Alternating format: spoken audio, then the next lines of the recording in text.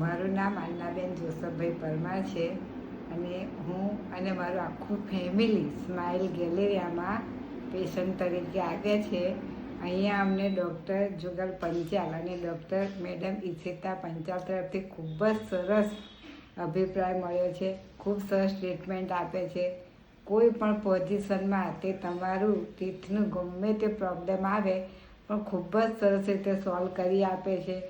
લગભગ દર 2 દિવસે આપણને બોલાવે પણ ખૂબ જ સરસ રીતે ટ્રીટમેન્ટ કરી અને તમારી યોગ્ય માઉથની કાળજી લઈ અને સુંદર રીતે આપણને ગાઈડ કરે છે.